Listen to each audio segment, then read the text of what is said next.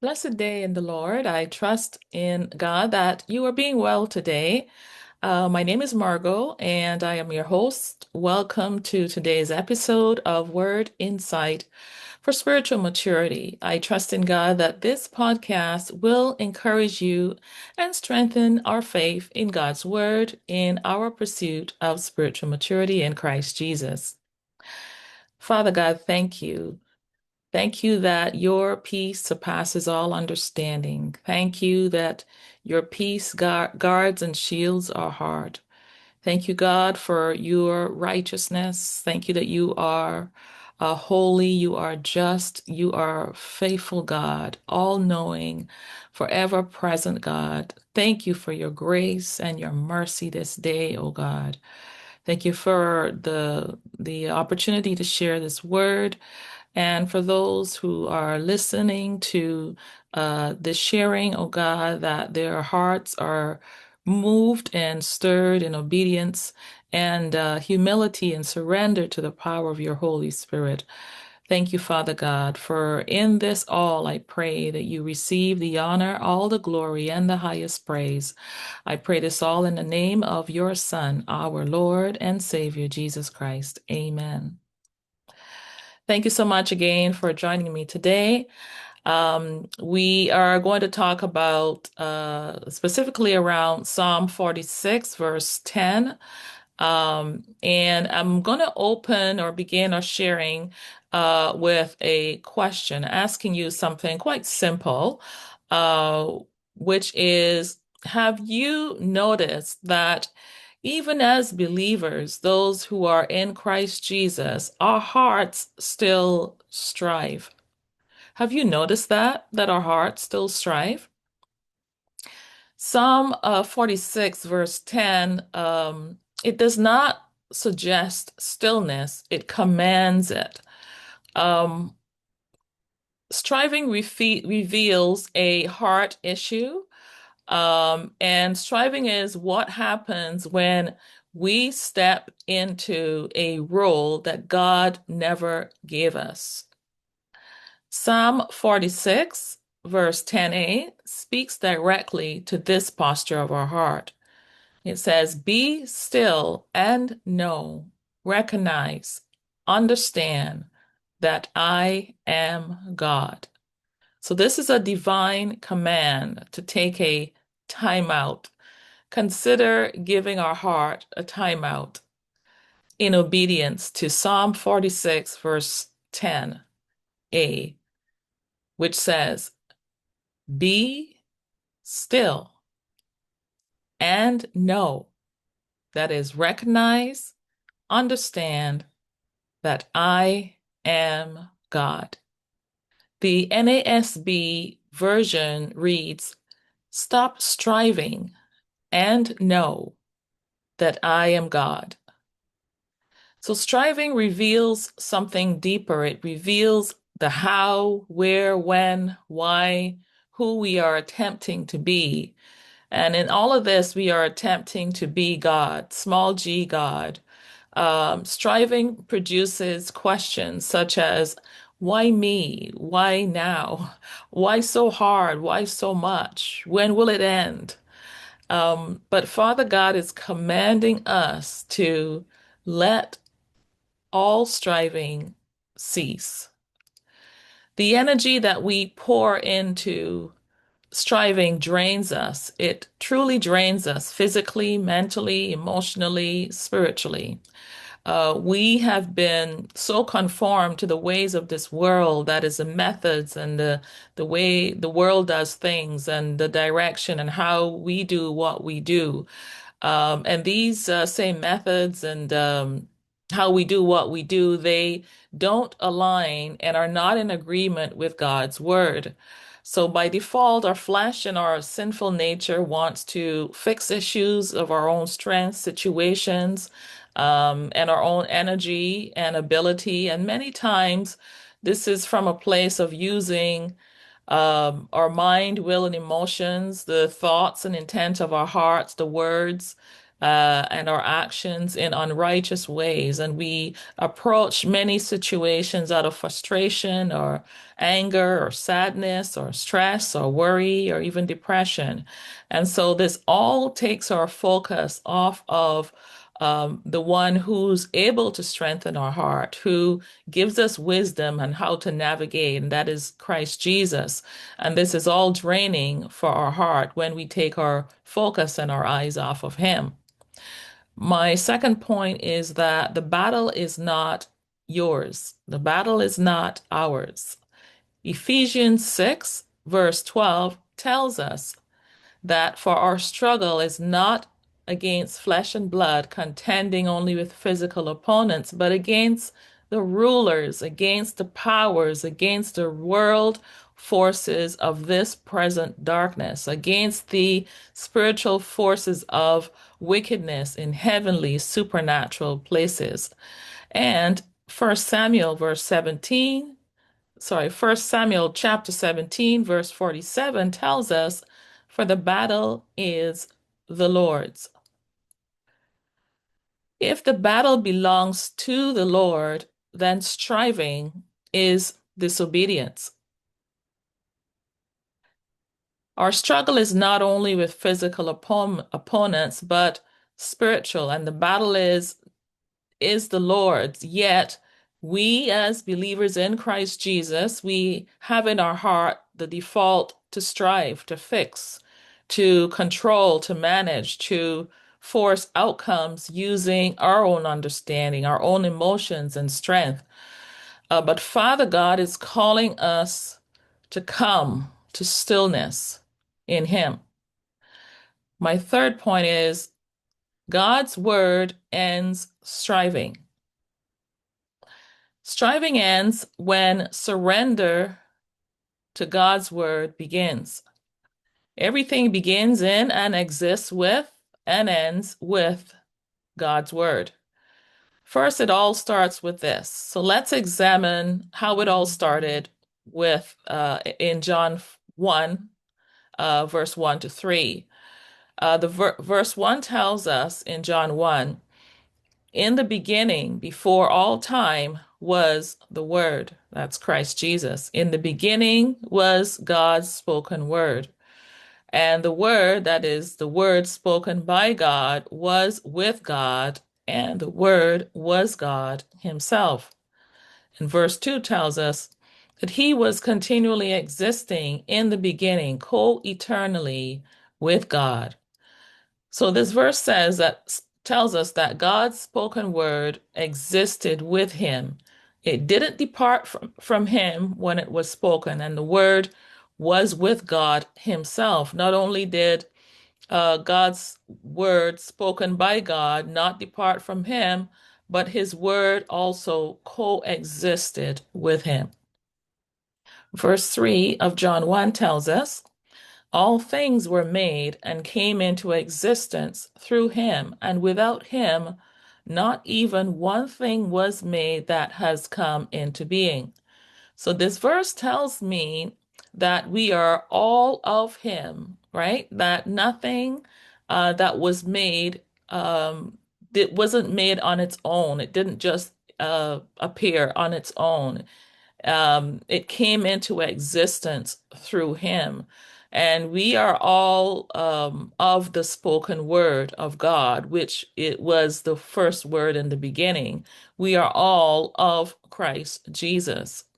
And so we exist and are being sustained as well through Him. Um, 1 Corinthians 8:6 tells us, yet for us there is but one God, the Father, who is the source of all things, and we exist for Him, and one Lord, Jesus Christ, by whom are all things that have been created, and we, believers, exist and have life and have been redeemed through Him. So the living word of God that was spoken in the beginning, the living word of God that never left God, the word of truth that was with Him, that coexisted with Him, abiding with Father in the same word, the source in which all things were created and is still being created and exists daily as life is created and exists moment by moment in this world. And at this same word that became flesh and dwelt among us, um, this is the same word that is still abiding in our hearts and bore our striving for us. It all ends also with God's word. So it started with God's word, it exists with God's word, and now it ends with God's word. So our striving ends with the same word that became flesh. The same word that is abiding in our hearts, that same word Jesus Christ sacrificed for us. Isaiah 53, verse 4 to 5 tells us, but in fact, he has borne our griefs and he has carried our sorrows and pains. Yet we ignorantly assume that he was stricken, struck down by God, and degraded and humiliated by him. But he was wounded for our transgressions, he was crushed for our wickedness, our sin, our injustice, our wrongdoing. The punishment required for our well-being fell upon him, and by his stripes, his wounds, we are healed. And we also rest in the truth that as believers of Christ Jesus, according to Galatians 2:20, God's word exhorts us as I declare, I have been crucified with Christ. That is, in him I have shared his crucifixion. It is no longer I who live, but Christ lives in me. The life I now live in the body, I live by faith, by adhering to, relying on, and completely trusting in the Son of God who loved me and gave himself for me.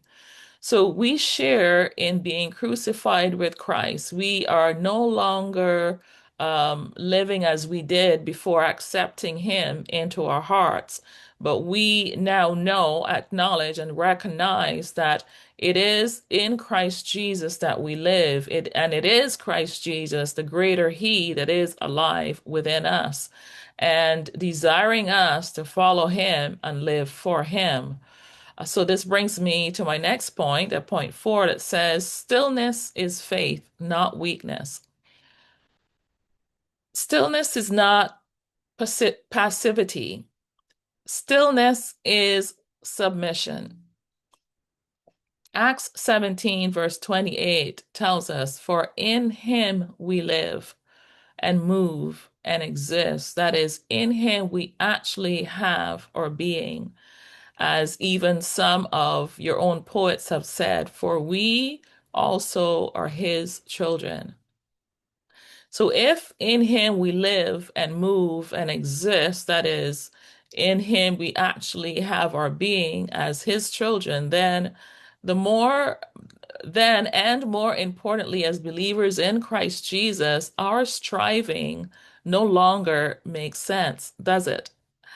It's not about us or what we want, what we expect to see happening in our lives. It's about us being still in the one and to the one in whom we believe and we move and our being in Christ Jesus.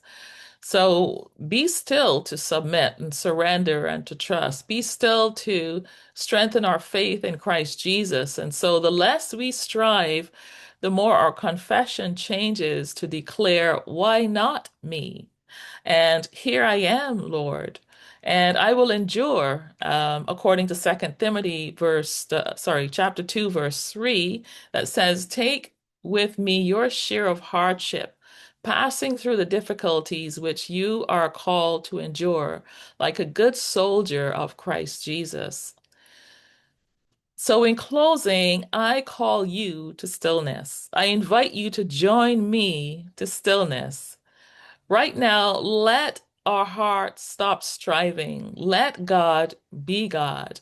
We know, acknowledge, and recognize that the Word of God directs our hearts, corrects our hearts, makes our hearts wise, shields and guards our hearts, heals and delivers, restores, refreshes our heart. Whatever our need is, God's word is able to fulfill that need.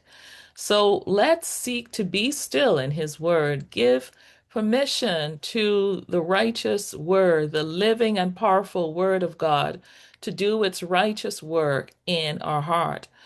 Let all striving and fighting for our way, our plan, our purpose cease. Take time out for our soul. Pause, be still, and simply sit back in our heart. Relax in our chair, our spiritual recliner, and put our feet up, so to speak, in our heart, and hold on tightly, um, straight to your chest, in our heart, to the first word, to the word that sustains us, to the last word that will ever be spoken by God. And all that matters, and all that matters in our hearts, and all of it all comes down to this: be still in the gospel of Jesus Christ. Amen. So I pray, Father God, thank you for your word this day. I choose your word that was in the beginning, your word that sustains us, your word that shall never pass away. I choose to follow your Son, Christ Jesus, who sacrificed all for me so that I can now rest in him and be still in him. I choose to daily persevere, to trust in and rely confidently on my Lord and Savior with all my heart. When things don't make sense and I can't see my way through, I will persevere to lean not on my own understanding and insight, but to continually and consistently seek to know and acknowledge and recognize your Son, Christ Jesus, my Lord and my Savior, knowing that I am guaranteed to receive rest in Him as He makes my path straight and smooth. Thank you, Father God, for the assurance of your word in my heart that you will make my path straight and smooth. I believe and I trust your promised word. Therefore, Father God, I will endeavor to cease striving. My heart's desire is to cease striving. And I thank you, Father God, for strengthening my heart in this area and in all my ways and all areas and all aspects of my life. For I rest assured in your word, as it is written in Romans 11:36. For from him all things originate, and through him all things live and exist, and to him are all things directed. To him be glory and honor forever. I pray this in the name of the one who was, and who is to come, our Lord and Savior Jesus Christ. Amen. I pray this day that you are strengthened and encouraged in light of God's word to the glory of God. If you're interested in learning more about our upcoming workshops, click the link below or go to www.thedoor.ca/register for spiritual maturity workshops. For the Deep Soul Care program called Transformation into Spiritual Maturity, go to www.thedoor.ca/program. And to contact us with any queries or simply a prayer request, email us at open@thedoor.ca. Remember to share, like, comment, and subscribe for more Christ-centered, faith-based content and biblical wisdom. Have a blessed day in the Lord.